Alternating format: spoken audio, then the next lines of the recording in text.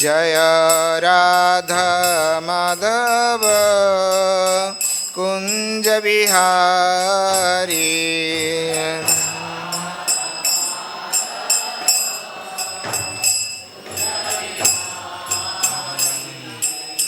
गोपी जन वल्लभ गिरिवरधारी।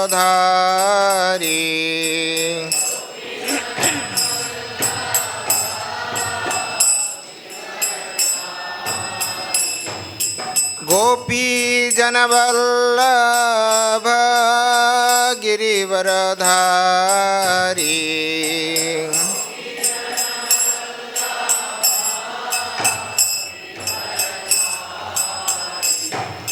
यशोदानंदन ब्रज जनरंजन।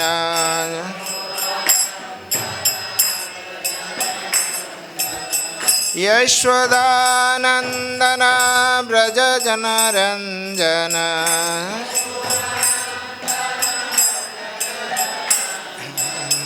जमुना तीर वनचारी।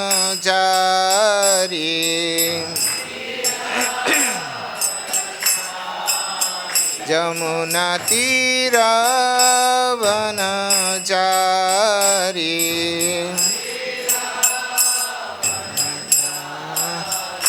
जय राधा माधव कुंज बिहारी। जय राधा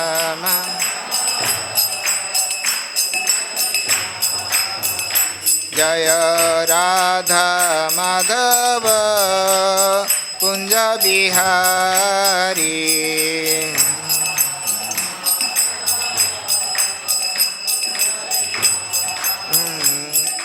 गोपी जन वल्लभ गिरिवरधारी।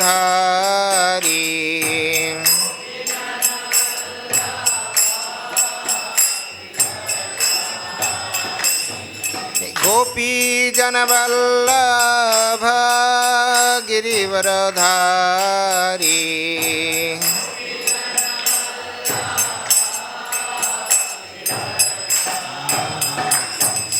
यशोदानंदन ब्रज जनरंजन।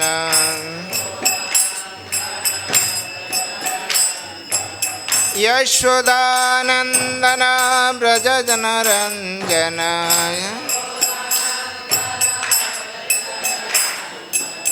यशोदानंदन ब्रज जनरंजन।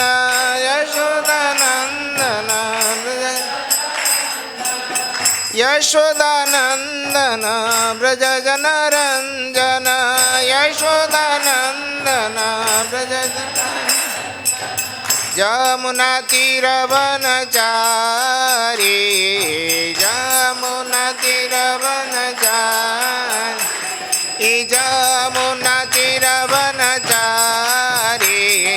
जमुना तीर वनचारी। जय राधा माधव कुंज बिहारी।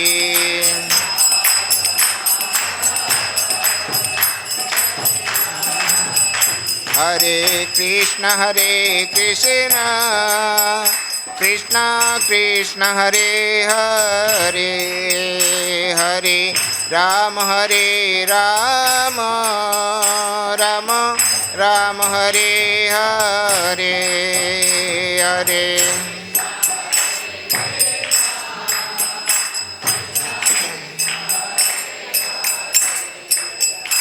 हरे हरे राम राम हरे कृष्ण कृष्ण कृष्ण हरे हरे। हरे राम राम राम हरे हरे। हरे कृष्ण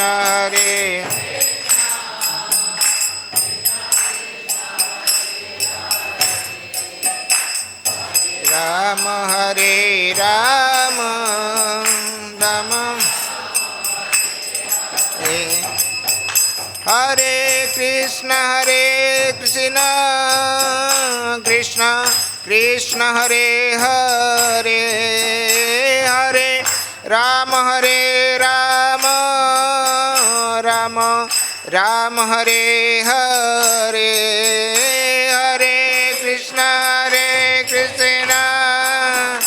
कृष्ण कृष्ण हरे हरे,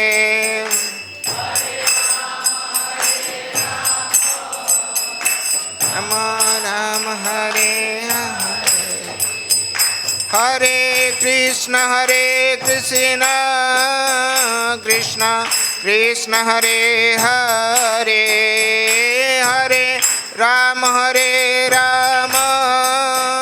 राम राम हरे हरे, हरे कृष्ण कृष्ण कृष्ण हरे हरे,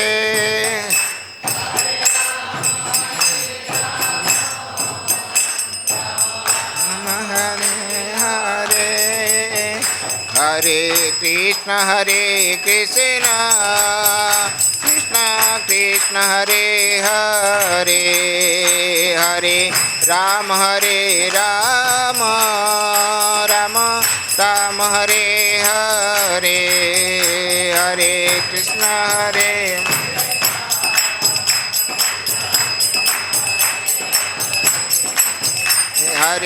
राम राम राम हरे हरे, जय कृष्ण बलराम जय कृष्ण बलराम, कृष्ण बलराम जय कृष्ण बलराम, कृष्ण बलराम जय कृष्ण बलराम,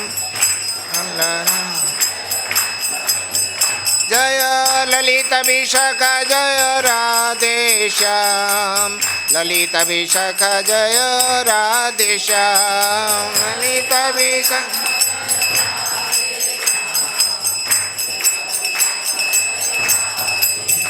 जय गौरनिताय पतित पावन गौरनिताय जय गौरनिताय पतित पावन, जय जय प्रभुपाद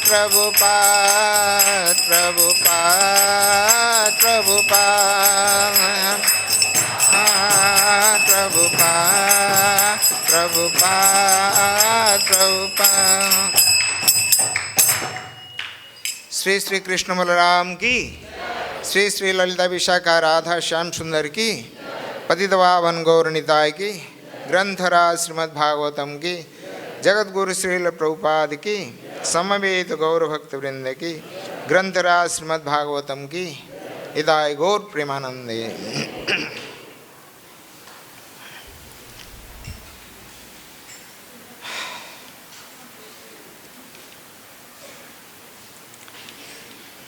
ओम नमो भगवते वासुदेवाय,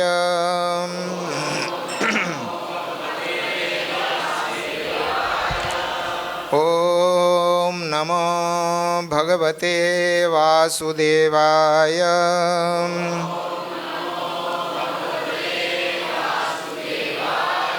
ओम नमो भगवते वासुदेवाय,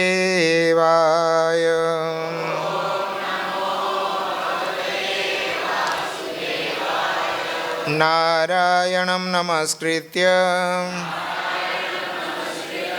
नरं चैव नरोत्तमं, देवीं सरस्वतीं व्यासं ततो जयमुदीरयेत्, नष्टप्रायेषु भद्रेषु नित्यं भागवत सेवया, भगवती उत्तम श्लोके भक्तिर्भवति नैष्ठिके।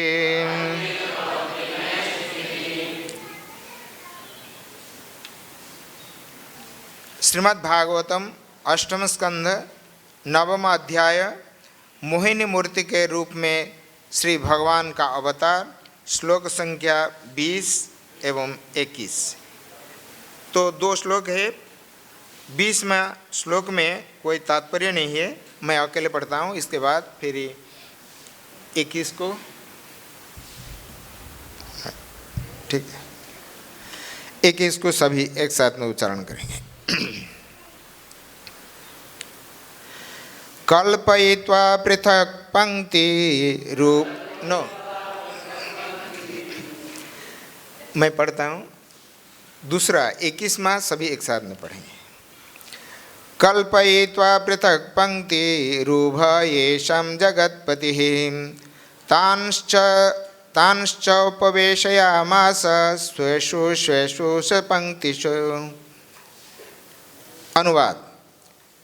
मोहिनी मूर्ति रूपी ब्रह्मांड के स्वामी अर्थात पूर्ण पुरुषोत्तम भगवान ने देवताओं तथा असुरों को बैठने के लिए अलग अलग पंक्तियों की व्यवस्था कर दी और उनके पद के अनुसार उन्हें बैठा दिया। तो 21वां हम सब एक साथ में पाठ करेंगे।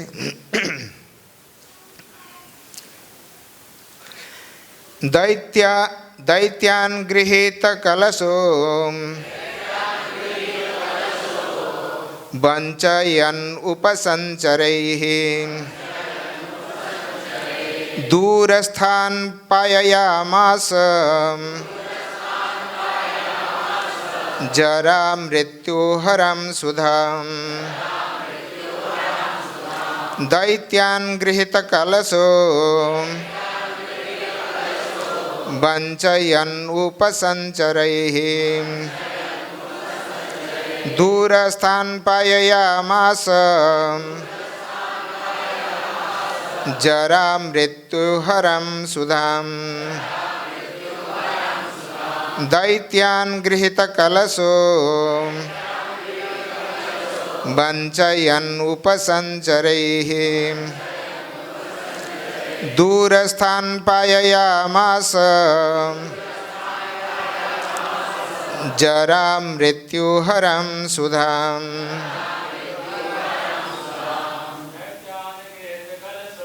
दैत्यान् गृहीत कलशो वञ्चयन् उपसञ्चरैः दूरस्थान् पाययामास जरा मृत्युहरं सुधाम्। दैत्यान् गृहीत कलशो वञ्चयन् उपसञ्चरैः दूरस्थान् पाययामास जरा मृत्युहरं सुधाम्। दैत्यान् गृहीत कलशो वञ्चयन् उपसञ्चरैः दूरस्थान् पाययामास जरा मृत्युहरं सुधाम्। दैत्यान् गृहीत कलशो वञ्चयन् उपसञ्चरैः दूरस्थान् पाययामास जरा मृत्युहरं सुधाम्। शब्दार्थ। दैत्यान् असुरों को, गृहीत कलशः अमृत का घट पकड़े श्री भगवान ने, वञ्चयन् ठगते हुए, उपसंचरैः मीठे वचनों से, दूरस्थान देवता जो दूर बैठे थे, पाययामास पिलाया, जरा मृत्युहराम अशक्तता बूढ़ापा तथा मृत्यु को हरने वाले, सुधाम ऐसे अमृत को। अनुवाद एवं भावार्थ श्रील प्रभुपाद के द्वारा। अनुवाद। अपने हाथों में अमृत का कलश लिए वह सर्वप्रथम असुरों के निकट आई और उसने अपनी मधुर वाणी से उन्हें संतुष्ट किया और इस तरह उनके अमृत के भाग से उन्हें वंचित कर दिया। तब उसने दूरी पर बैठे देवताओं को अमृत पिला दिया, जिससे वे अशक्तता, बुढ़ापा तथा मृत्यु से मुक्त हो सकें। तात्पर्य: मोहिनी मूर्ति श्री भगवान ने देवताओं को दूर बैठाया, तब वह असुरों के पास पहुंची और उनसे अत्यधिक लालित्यपूर्ण भाव से बोली, जिससे वे अपने आप को उससे बात कर पाने के कारण अत्यंत भाग्यशाली समझने लगे। क्योंकि मोहिनी मूर्ति ने देवताओं को दूरस्थ स्थान पर बैठाया था, अतएव असुर ने सोचा कि देवताओं को नाम मात्र का अमृत प्राप्त होगा और मोहिनी मूर्ति हम पर इतनी प्रसन्न है कि सारा अमृत हमें ही पिला देंगी। वंचयन उपसंचरे ही शब्द सूचित करते हैं कि श्री भगवान की सारी नीति असुरों को मधुर शब्द बोलकर ठगने की थी। श्री भगवान की इच्छा एकमात्र देवताओं को अमृत बांटने की थी। ओम अज्ञानं तिमिरान्धस्य ज्ञानाञ्जनशलाकया चक्षुर्निमीलितं येन तस्मै श्रीगुरवे नमः। श्रीचैतन्यमनोभीष्टं स्थापितं येन भूतले स्वयं रूप कदा मह्यं ददाति स्वपदान्तिकं। वन्देऽहं श्रीगुरोः श्रीयुतपदकमलं श्रीगुरून् वैष्णवांश्च श्रीरूपं साग्रजातं सहगण रघुनाथान्वितं तं सजीवं साद्वैतं सावधूतं परिजनसहितं कृष्णचैतन्यदेवं श्रीराधाकृष्णपादान् सहगण ललिता श्रीविशाखान्वितंश्च। हे कृष्ण करुणा सिंधो दीनबंधो जगत्पते गोपेश गोपिकाकान्त राधाकान्त नमस्तुते। तप्त कांचन गौरांगी राधे वृंदावनेश्वरी वृषभानुसुते देवी प्रणमामि हरिप्रिये। वाञ्छाकल्पतरुभ्यश्च कृपा सिन्धुभ्येव च पतितानां पावनेभ्यो वैष्णवेभ्यो नमो महावदान्याय कृष्णप्रेम प्रदायते कृष्णाय कृष्णचैतन्य नाम्ने गौरत्विषे नमः। जय श्री कृष्ण चैतन्य प्रभु नित्यानंद श्री अद्वैत गदाधर श्रीवासादि गौरभक्तवृंद।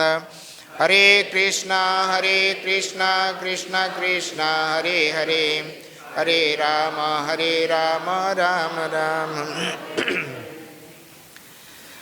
वंशी विभूषितकरान्नवनीरदाभात् पीताम्बरादरुणबिम्बफलाधरोष्ठात् पूर्णेन्दुसुन्दरमुखादरविन्दनेत्रात् कृष्णात् किमपि परमतत्त्वमहं न जाने।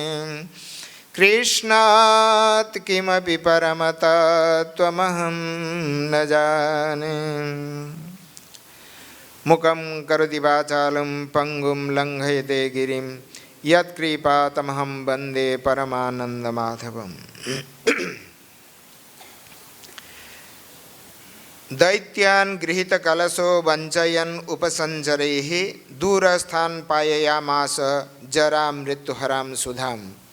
अपने हाथों में अमृत का कलश लिए वह सर्वप्रथम असुरों के निकट आई और उसने अपनी मधुर वाणी से उन्हें संतुष्ट किया और इस तरह उनके अमृत के भाग से उन्हें वंचित कर दिया। तब उसने दूर पर बैठे देवताओं को अमृत पिला दिया, जिससे वे अशक्तता, बुढ़ापा तथा मृत्यु से मुक्त हो सकें।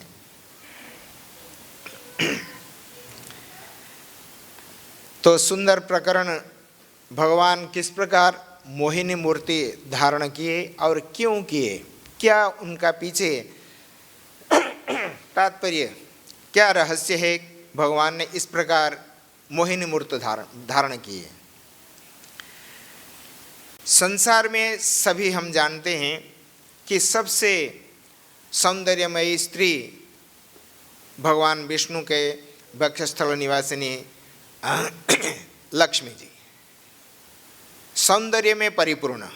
लेकिन जिनके वक्षस्थल पर लक्ष्मी निवास करती है वो श्रीनिवास, जब वो एक स्त्री का रूप धारण करते हैं तो उनका स्वरूप कैसे सुंदर हो सकते हैं, आप कल्पना कीजिए।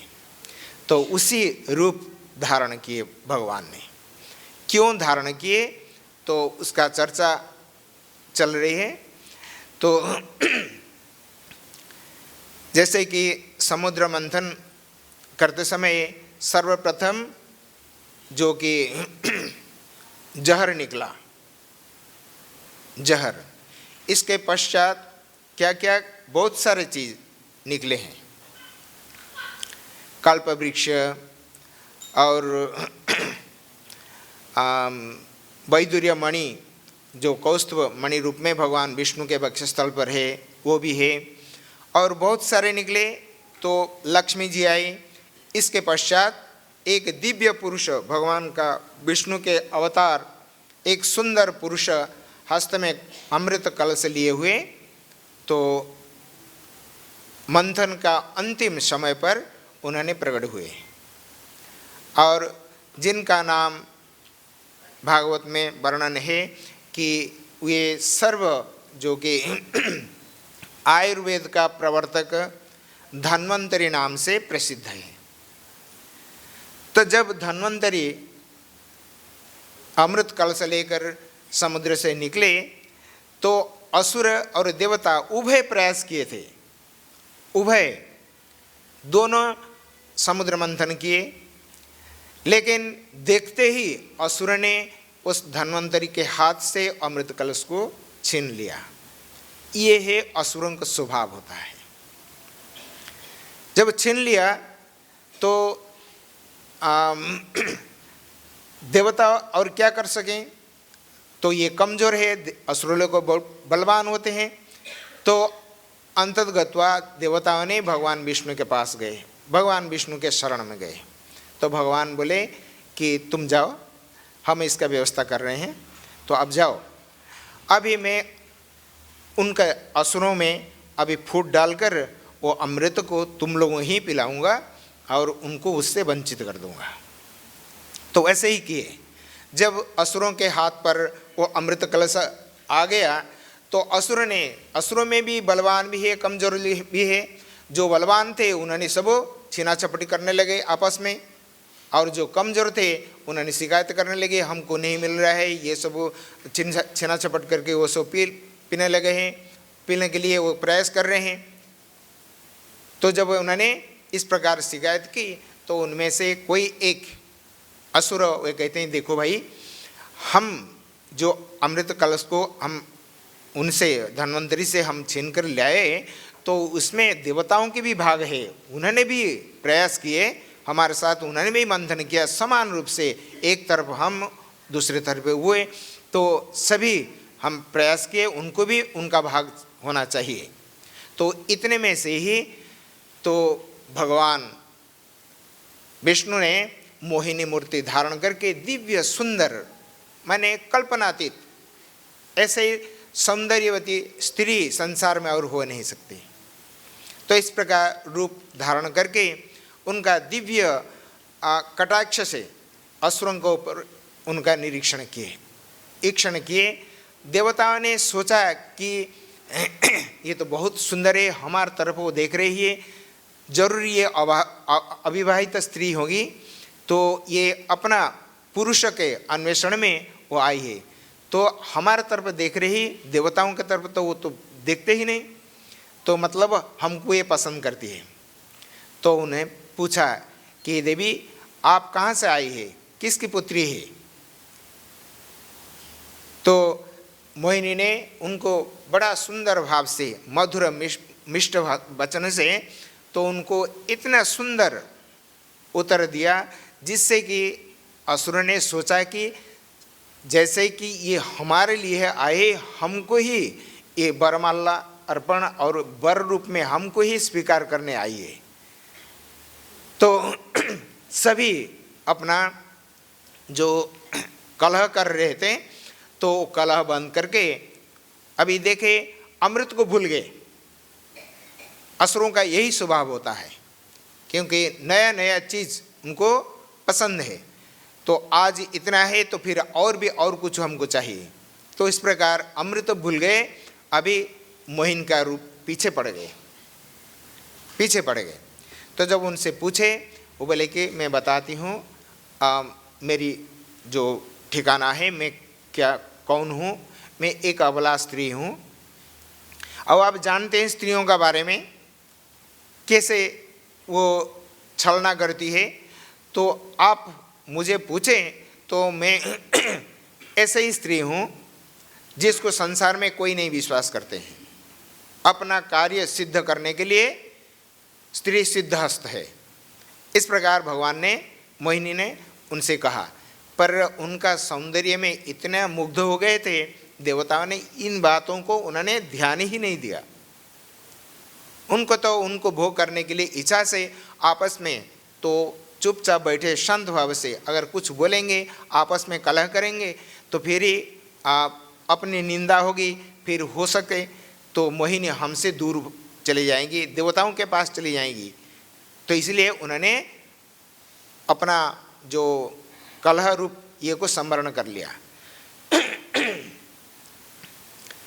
तो इसके पश्चात बोले कि आप लोग देवता और असुर, मोहिनी ने, भगवान मोहिनी रूपी मोहिनी तो उनसे पूछ रही थी कि आप लोग को दोनों तो एक ही पिता के संतान है, कश्यप मुनि के संतान है, दोनों तो भाई भाई है, आपस में क्यों झगड़ा करते हैं। देवता और असुर ये दोनों है ना, अदिति अदिति के पुत्र हैं, तो कश्यप मुनि के, तो आप क्यों झगड़ा करते हैं ना। झगड़ा इस बात की है कि हमने समुद्र मंथन किया है और उससे अमृत निकला है। तो अमृत बांटने में हम लोग उनसे छीन कर ले आए और उनका भाग से उनको वंचित कर दिया। अभी हम आपस में पीना चाहते हैं, लेकिन हमारे बीच में भी फूट पड़ गई। कैसे ना, जो बलवान है वो हमसे ज़बरदस्ती छीन कर ले जाते हैं और हमको नहीं देते हैं। तो एक काम करिए, अगर आप कृपा करेंगी तो आप ये अमृत कलश को आप ले लीजिए और लेकर आप हमें बांट दीजिए। तो जब इस प्रकार राक्षसों ने, असुरों ने बोला तो मोहिनी ने कहा ठीक है, पर मेरी एक शर्त है, अगर आपको कोई इतराज़ नहीं है तो मैं ये काम कर सकती हूँ ना। क्या ना, मैं जो भी करूँगी आप कुछ नहीं बोलेंगे। मैं आपको किसी को ज़्यादा दूँ, किसको कम दूँ और किसको ना दूँ, तो आप कुछ बोलेंगे नहीं। इससे अगर राजी है तो फिर मैं अमृत बांट सकती हूँ। तो असुर ने तो उनका रूप से इतना मोहित हो गए थे, बोले कि आप कुछ भी करें लेकिन अमृत हमको बांट दीजिए। क्योंकि उनसे बात करके तो इतना मुग्ध हो गए थे असुर लोग मोहिनी रूप में, तो सोच रहे थे कि ये ही हमारे पास रहने चाहती है। तो कुछ भी हो, अमृत को आप जैसे ही कैसे भी आप बांट दीजिए, पर आप ही बांटें। तो ठीक है। तो जब उन्होंने बांटना शुरू किया तो पहले उनको बताए, तो ये कहते हैं कल्पयित्वा पृथक पंक्ति रूभयेषां जगत्पति ही तांश्च उपवेशयामास स्वेषु च पंक्तिषु। उन्होंने अमृत को बांटने के लिए असुरों को और देवताओं को अलग अलग पंक्ति में पूर्व दिशा के ओर मुख करके आप दूर दूर आप बैठ जाइए। एक साइड में असुर लोग बैठ जाइए और दूसरी साइड में देवता लोग बैठ जाइए, है ना। तो इस प्रकार उनको कहकर उपवेशयामास, उनको बैठाया। उनको इस प्रकार बैठाकर अमृत अभी बांटने शुरू किया। तो जब असुरों के पास ही थे, अमृत कलश पकड़ी हुई थी, तो जब असुरों से शुरू करना था तो प्रत्येक असुरों को उन्होंने देखती है और अपना कटाक्ष से, अपना सौंदर्य से मुग्ध कराती हुई आगे बढ़ने लगे। और ये शर्त था कि हम जो भी करेंगे आप कुछ नहीं बोलेंगे, जो भी करेंगे। तो देखते रहें। देखिए, भगवान ने सम्मोहन एक विद्या है। भगवान इसी विद्या को अपनाया, सम्मोहन विद्या का अर्थ ये होता है किसी भी वस्तु को आप सम्मोहन करके उनको जो वस्तु नहीं है उसको प्रमाणित कर देंगे। मान लीजिए आपका हाथ में एक लपटते हुए आग के एक अंगार को पकड़ा देंगे। आप बोलेंगे ये बहुत सुंदर और सुकोमल एक गुलाब आपका हाथ में मैंने दे दिया, आप देखो। उसको ऐसे सम्मोहित कर देते हैं तो उसको ऐसे फूल जैसे ऐसे सुगंध, जैसे गुलाब का खुशबू ऐसे ही महक आता है और शीतल सा अनुभव होता है। उसको पता नहीं चलता है कि हाथ जल रहा है। हथेली में पड़ा हुआ जो अंगार वो हाथ को जला रहे हैं, फफोला आ गए हैं, उसको पता नहीं चलता है। ये है सम्मोहन विद्या। तो मोहिनी ने उनको इस प्रकार रूप से सम्मोहित कर दिया तो उनका बुद्धि विवेक सब जाता रहा और उनको इस प्रकार सुंदर दृष्टि से देखते देखते आगे बढ़ती गई। जाकर देवताओं का पंक्ति, जो दूर बैठे हुए थे, देवताओं के पास जाकर पहुंच गए।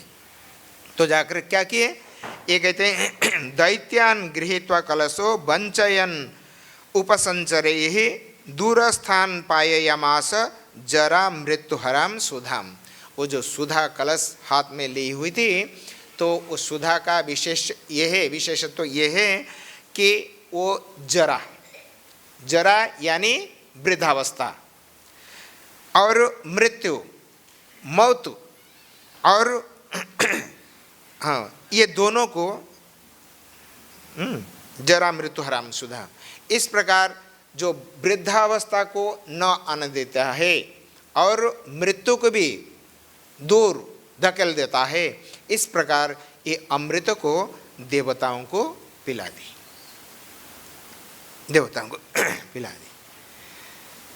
तो देखिए, इतना यहाँ पर ये विषय वस्तु आज तक है।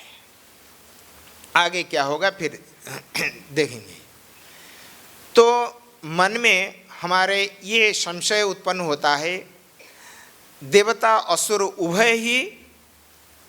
उभय ही समुद्र मंथन के समान रूप से उन्होंने प्रयास किए और उभय को समान भाग से अमृत मिलना चाहिए। लेकिन पहला गलती तो असुर ने की, क्योंकि धनंतरी आते ही उनका हाथ से उन्होंने अमृत कलश को छीन लिए। पहला गलती उन्होंने की। और देवता ये क्या कर सकते हैं, उनका साथ लड़ाई नहीं कर सकते, वो बलवान है, उनको मार डालेंगे। ऐसे ही कई बार हो चुके हैं। देवता स्वर्ग तक आक्रमण करके उनसे स्वर्ग से उनको विताड़ित कर देते हैं, कहीं कहीं जीवन रक्षा के लिए कहीं छिप बैठते हैं। ऐसे ही तो डर के मारे उन्होंने भगवान विष्णु के शरण में चले गए। पर भगवान जैसे असुर ने किया गलती, भगवान में भी ऐसे ही ये सामान्य रूप से उनको समान ये समाधान करने आई। तो उनको समान रूप से असुर और देवता दोनों को समान रूप से बांटना चाहिए। लेकिन देवताओं को उन्होंने अमृत पिला दी और असुरों से असुरों को उनसे अमृत से वंचित कर दिए। क्यों? भगवान कहते हैं समहम सर्वभूतेषु न में द्वेषस्ति न प्रिय। तो मैं सभी के लिए समान हूँ, मेरे कोई द्वेष करने वाला नहीं है कि कोई मित्र भी नहीं है। लेकिन उसी का नीचे पंक्ति में दूसरे लाइन में वो आता है ये भजन्ति तो माम भक्त्या मैते तेषु चाप्यहम्। ये जो तू शब्द है ये बड़ा अर्थपूर्ण है। तू, ये तू शब्द संस्कृत में किंतु, किंतु किंतु शब्द इतर व्यवच्छेदार्थ, अन्य से पृथक कराने के लिए तू शब्द कहा जाता है। सभी के लिए तो भगवान समान है, क्योंकि अपने संतान है, असुर भी उन्हीं के हैं, देवता भी उन्हीं के हैं, सृष्टि उन्हीं की है, तो समान रूप होना चाहिए। लेकिन कहते हैं कि किंतु तू, जो मुझे भजन करते हैं, मेरी शरण में आते हैं, मैं उनको अधिक प्रिय हूँ। मैते तेषु चाप्यहम्, वो मुझ में निवास करते हैं और मैं भी उनमें निवास करता हूँ। तो इतने में ही तो फिर क्या हुआ? देवता तो उन्हीं के संतान है, असुर भी उन्हीं के संतान है। ये कहते हैं कि, और पद्म पुराण में वर्णन है, तो देवताओं का परिभाषा क्या है? विष्णु भक्त भवेत् दैवम असुर तद विपर्यय। जो विष्णु के भक्त होते हैं, भगवान विष्णु के शरण में जाते हैं, उन्हीं के ही भजन करते हैं, उन्हीं के ही आदर्श से अनुप्राणित है, वो देवता कहलाते हैं।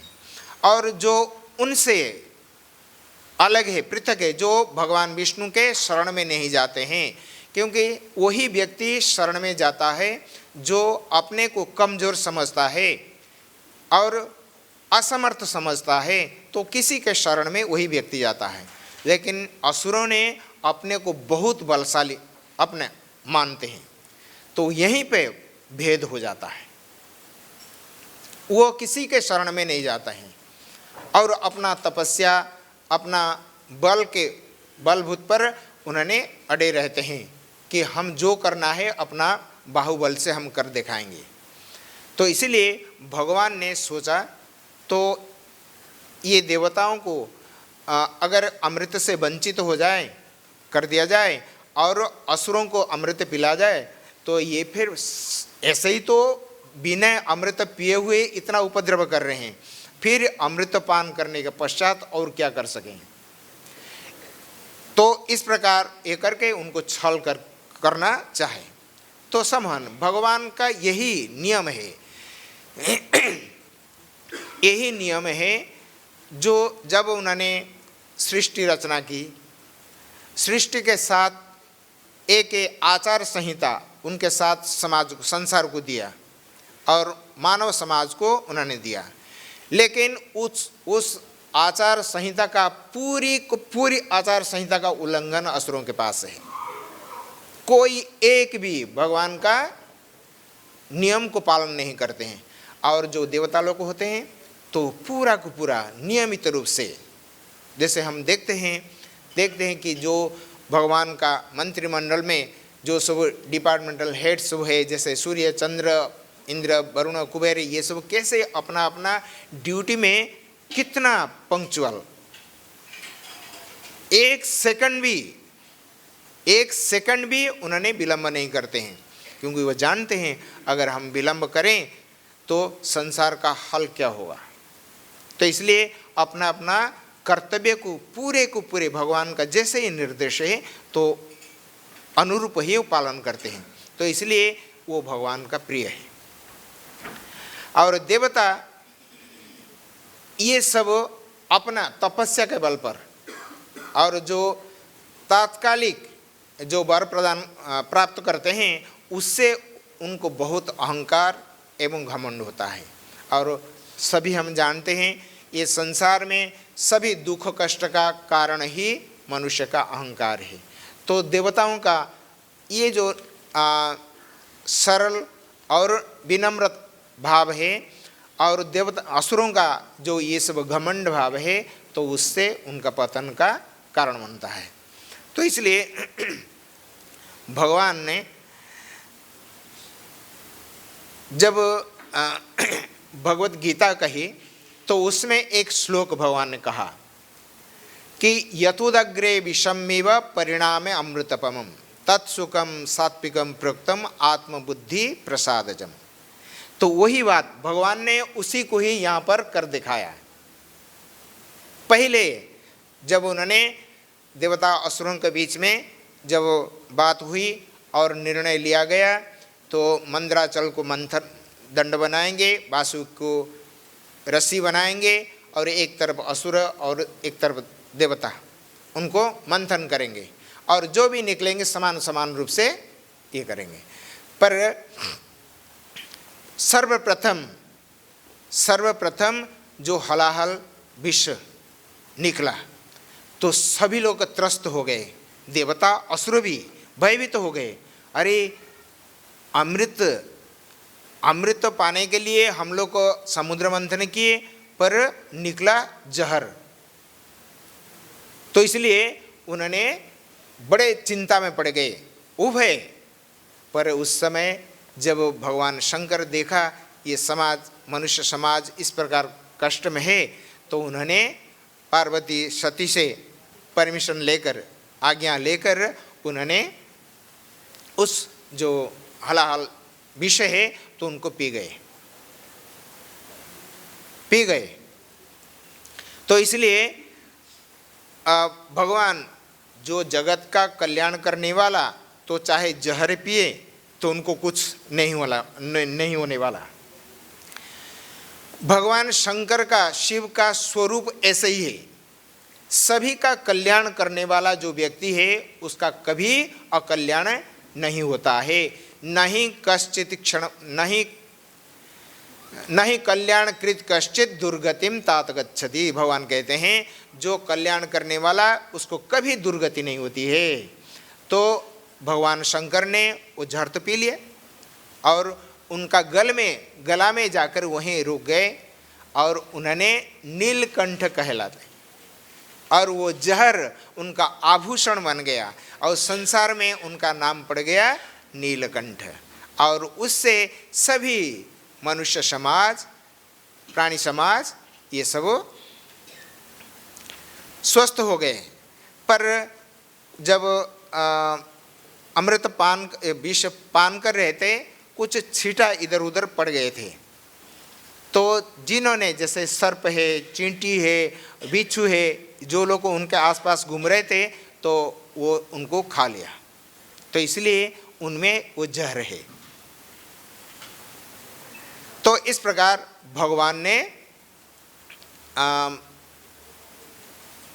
असुरों को और देवताओं को ये समुद्र मंथन करने के बाद जो मिला है तो उसका भाग देना चाहिए। तो इसीलिए नहीं दिया, भगवान वंचना किया। तो कहते हैं तो मैं समहम सर्वभूतेषु, लेकिन असुरों का विपक्ष में अर्थात देवताओं का सपक्ष में उन्होंने काम किया। क्यों किया भगवान स्वयं इसी अध्याय का अंतिम 2 श्लोक में भगवान कहेंगे। उपसंहार में वो कहेंगे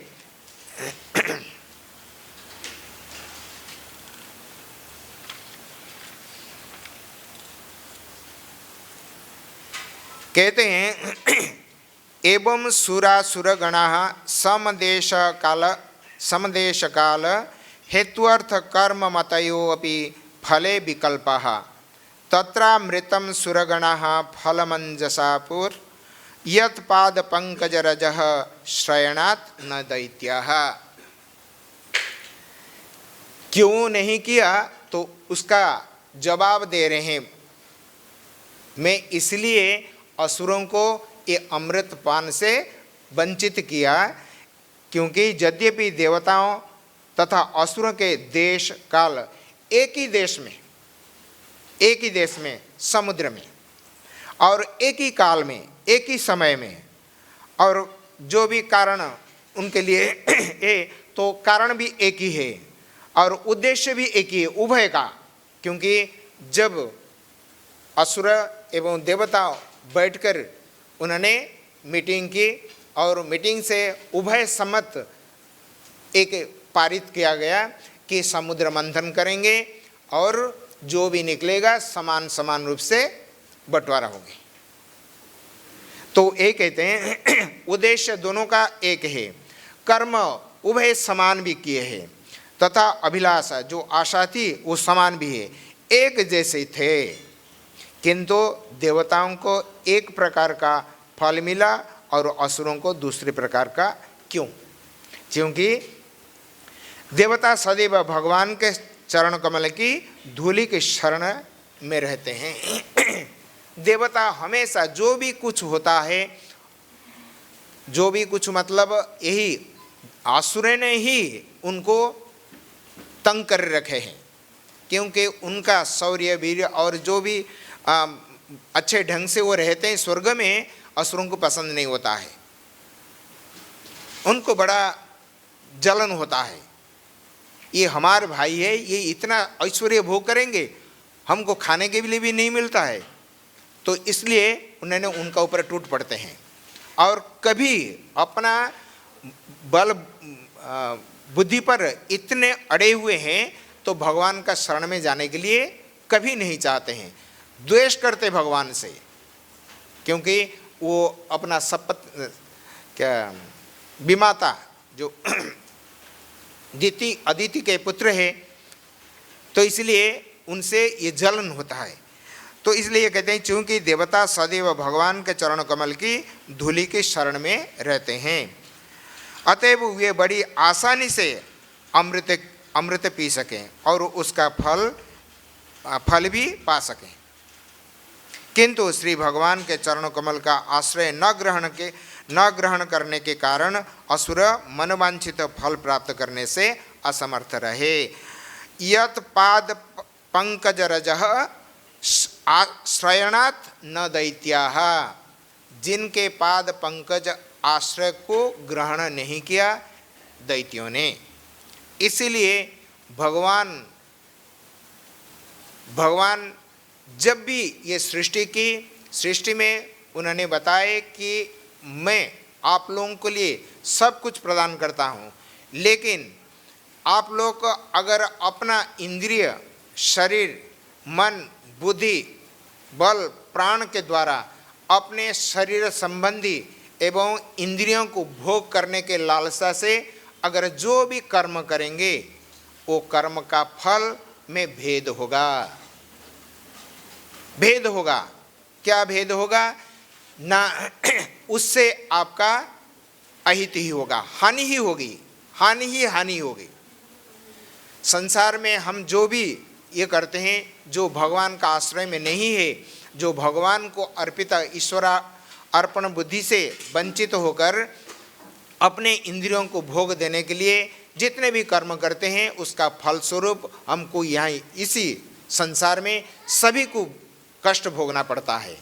और जो भगवान ने बताया कि मया अर्पित है ना, ईश्वर अर्पण बुद्धिया जो भी कर्म करेंगे, जो भी फल भोगेंगे, यद करोसी यदस्नासी यद जुहसी ददासी यद, जब मुझे अर्पण करेंगे तो वो विशुद्ध हो जाएगा और वही निरोग और स्वस्थ रहेगा, अन्यथा उनको संसार में कष्ट भोगना ही पड़ेगा।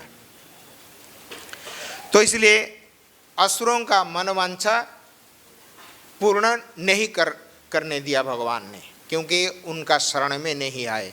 उन्होंने जो नियम बनाए वो नियम को असुर ने शुरू से ही उल्लंघन किया है, तो फलस्वरूप उनको अमृत से वंचित होना पड़ा। तो इसलिए भगवान ये चाहते हैं कि सभी जो भी संसार में जो भी वस्तु है, अपना अपना पद के अनुसार, अपना अपना स्थिति के अनुसार, जैसे कि मनुष्य है, मनुष्यों के लिए भगवान ने जो कुछ बनाया है वो मनुष्य का ही है।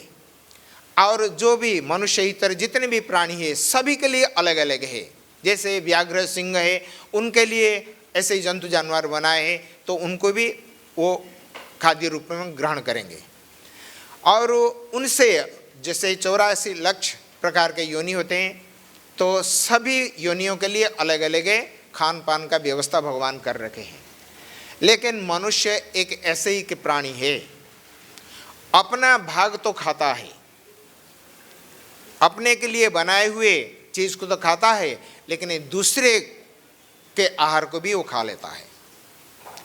तो इसीलिए भगवान का नियम जो है, उनको जो उल्लंघन करते हैं तो उनको इस प्रकार दंड मिल रहा है, और दंड स्वरूप वो संसार में बहुत कष्ट।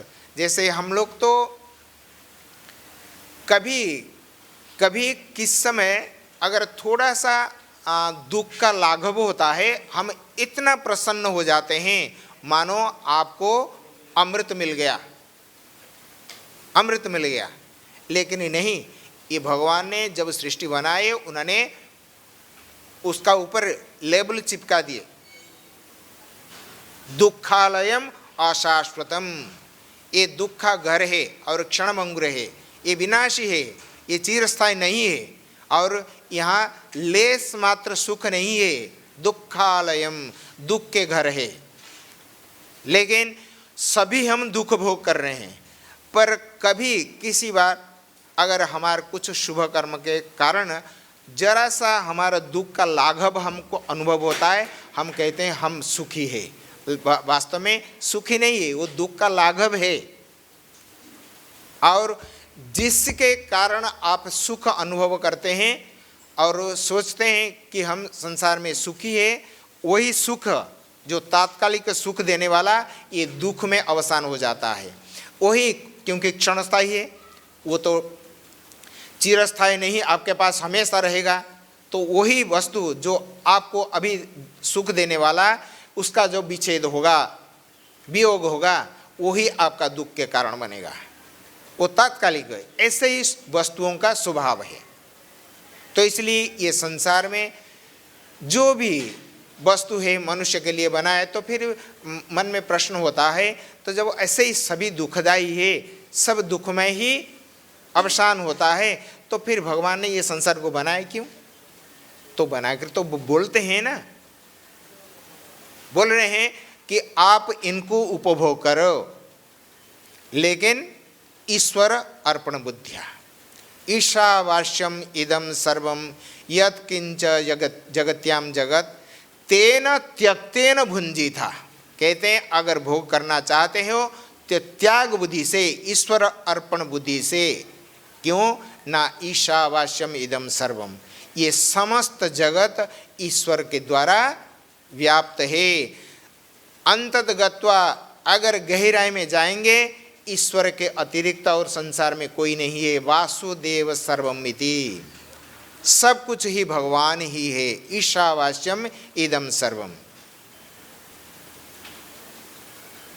तो तेन त्यक्तेन भुंजिता, लेकिन असुर लोग ठीक उसका विपरीत है। वो तो कहते हैं अयम अद्य मया लब्धम इमं प्राप्य पुनर्धनम, ऐसे आज तो इतना ही है, और भी ये करेंगे, और भी इकट्ठा करेंगे। तो ठीक विपरीत है। लेकिन भगवान कहते हैं नहीं, त्याग त्यागन ही अमृतत्व मानसो, त्याग से ही अमृत को प्राप्त होता है, न कि भोग से। भोग से शरीर क्षीण होता है, नष्ट होता है। तो असुरों का यही भाव है कि भोग करना प्रवृत्ति है। पहले कठोर तपस्या करेंगे, कठोर तपस्या करेंगे, लेकिन भगवान तो कहते हैं तपस्या करो, यतोदग्रे विषम्यव, पहले कष्ट उठाओ, बाद में आनंद लूटो, भगवान कहते हैं। लेकिन इतने नहीं, और उन्होंने भी बता दिया किस प्रकार आपको तपस्या करना। कठोर इंद्रियों को दमन करके परस्य उत्साधनार्थम, दूसरे को सताने के लिए इस उद्देश्य से करोगे तो आपको ही नष्ट होना ही पड़ेगा। दूसरे को नष्ट करने की इच्छा से जो तपस्या होती है, तो उसके द्वारा अपना ही हानि होता है। तो इसलिए भगवान ये सब नियम कानून रखे हैं। ये मोहिनी मूर्ति धारण करने का यही उद्देश्य है, असुरों को छलना। वास्तव में छलना नहीं, तो उन्होंने शुरू से ही अगर समान रूप से बंटवारा होता तो कलह नहीं होता। तो धन्वंतरी से अमृत कलश असुरों ने नहीं छिनते तो फिर भगवान मोहिनी रूप धारणा न करते। समान समान बंटवारा होता है, क्योंकि पहले से ही जो नियम रखा गया है, जो भी निकलेंगे तो उभय हम समान रूप से प्रयास करें, समान भी फल प्राप्त होना चाहिए। तो उन्होंने ही शुरुआत से ही असुरों का यही उनका मूल उद्देश्य यही है, दूसरे को वंचना ठग करना यही असुरों का। इसलिए भगवान ने तो उनको इस प्रकार शास्ति देने के लिए ये मोहिनी रूप धारण करके ये के। और उसमें बड़े सुंदर आगे और जो रह गए 2, 4, 7 श्लोक है, बस सुंदर सुंदर है। ये देवता असुरों ने इतने चालाक, उनमें से एक है राहु, बड़ा ये है। और उन्होंने देखा कि ये मोहिनी मूर्ति जो है, जो हमारे पास ये आई है, तो हमको भुलाने के लिए इनका कुछ उद्देश्य है। ये लगता है ये असुरों देवताओं को ये अपना बस में अपना करके हमको छलने के लिए आए हैं। तो उन्होंने तुरंत देवताओं का वेशभूषा, असुर है तो किसी भी रूप में धारण कर सकते हैं, तो देवता रूप धारण करके सूर्य चंद्र का बीच में जाकर बैठ गया। और भगवान परसते अमृत जाकर वहाँ पहुँच गए। तो उनका पत्र में जब डालते ही उन्होंने तुरंत खा लिया, और खाते ही तो तुरंत दोनों सूर्य चंद्र को कंप्लेन कर दिए कि ये असुर है, ये राहु है, ये असुर है। तो तुरंत भगवान ने सुदर्शन से उनका गला काट दिया। तो यहाँ तक आया था, नीचे नहीं आया था, इसलिए धड़ का नीचे गिर गया और राहु सर के रूप में राहु रह गया, वो ग्रह रूप में अभी पूजा पाता है। और उन्होंने कंप्लेन की थी, ये दोनों सूर्य चंद्र का बीच में बैठा था ना, ये असुर है, इसको मत दीजिए। तो देते ही ये इस प्रकार ये कर दिए, भगवान ने काट दिए। और इसीलिए उनका बदला लेने के लिए अमावस्या और पूर्णमासी में सूर्य चंद्र को ग्रहण लगता है, वही राहु ग्रास करता है, बदला लेता है ऐसे। तो ये बात तो भगवान को तो पता होना चाहिए ना। तो ये असुर की ने जो भगवान है तो सब जानते हैं, तो फिर ऐसे क्यों किया? टाइम हो गया, तो ये बात बताएंगे आगे के श्लोक में। जय ग्रंथराज श्रीमद् भागवतम की, श्रील प्रभुपाद की।